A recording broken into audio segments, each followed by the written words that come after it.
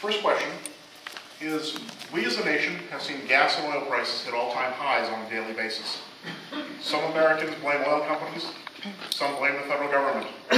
One area that most can agree is that the United States needs to be more independent when it comes to the energy that we need. How would you propose the United States starts down a path of energy independence? And we'll start with Dean Scotches. How many minutes for this one? 3 minutes. Okay.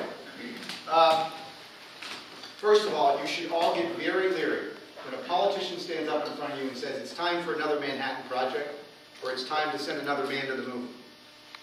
How many billions did we just spend on ethanol subsidies telling it was going to get us energy independent? It didn't. I believe in the free market to resolve this issue. In the short term, we do have to find a way to alleviate the pressure at the pump and for you folks to heat your homes in the winter. And the way to do that is to talk about supply-side solutions in the short term. Because we are not going to get off our dependence upon foreign oil in the next 10 to 15 years. Let me be the first to break the news. However, we haven't built a refinery in this country for 25 years. And do you know why? Because the environmental regulation is so penal, we can't. You want to build a refinery, you build it in Central America. That's wrong. We need to have a lot more supply-side effort in the country. And that means drilling. If we got to drill in Anwar, we should drill in Anwar. We should explore every single crevice of this country to find more supply, because I'm an economics guy, and as supply goes up, price comes down. We've got China drilling off the coast of Cuba. China getting very aggressively into oil exploration. The reason oil prices are going up is because China and India have come online as free market economies. And guess what? They're eating twice a day where they didn't before. They need gas to get that food to market. Their people are now buying cars, so gas prices are rising. However, we also have an issue with currency. As the dollar goes down, guess what? The bad guys want more for their oil. And we know part of that currency problem is a futures market. People are trading commodities to drive up the price of that oil. Sounds tricky, but it's just speculation to drive up the price of that oil. We've got to regulate that too. So it's supply side, it's regulate that, and then we have to start looking for next generation energy independent solutions. I had a long discussion with one of my supporters, Dave DeLorme of DeLorme Maps, and all the professionals and all the energy experts will tell you, build nuclear power plants now.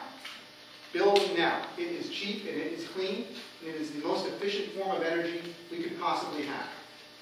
So don't let anybody tell you otherwise. I mean, look at the ethanol subsidies. Look what it's done to food costs. We can't talk about sending another man to the moon based upon ethanol stuff. Finally, I've got my confidence in the free market to resolve these problems. The biggest industry in California right now, private industry, based upon venture capitalism and investment, is energy independence. People are already doing this. We should not commission another federal bureaucracy to get us to energy independence. Just as a government 101, we already have a Department of Energy, right? We spend a lot of money already, and in their charter, it says to find a next generation energy independent solution. 15 seconds left. So those are my solutions, all supply side. Read Thomas Sowell, he's a great economist. I know it's not probably what the politicians want to promise you about getting ethanol to you really quick, or having solar power or wind power. We need supply side on the fossil fuel for the next 10 to 15 years. Dean Scotches will drill, explore, and work on reducing the price of oil and gas for you the first term I'm in Congress. Thank you.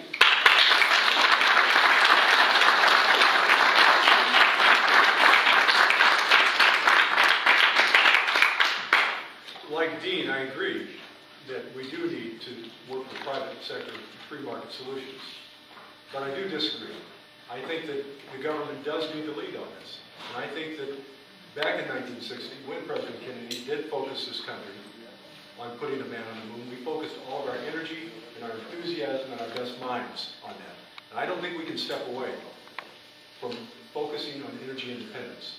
The sooner that we achieve energy independence, the more secure this country will be. This is a national security issue.